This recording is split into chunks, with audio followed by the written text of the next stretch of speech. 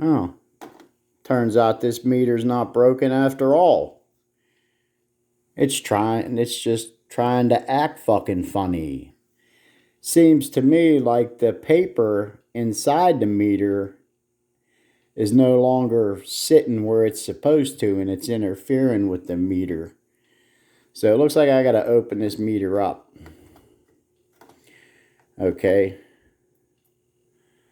Otherwise, there's nothing wrong with it. So it's time to do some surgery on this meter.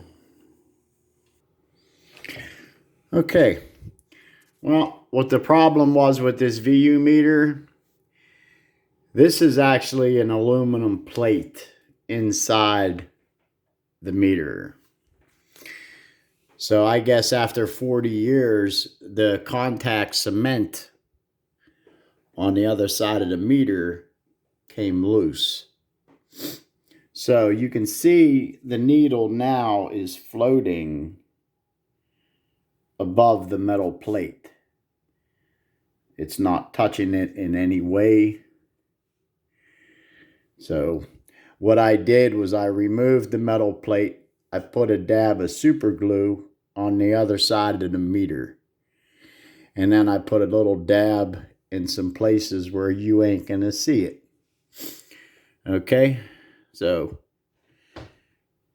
now by all intents and purposes, we turn it on, press play, it should dance. There you go, baby. So, you know, I was going to end up buying meters on the internet.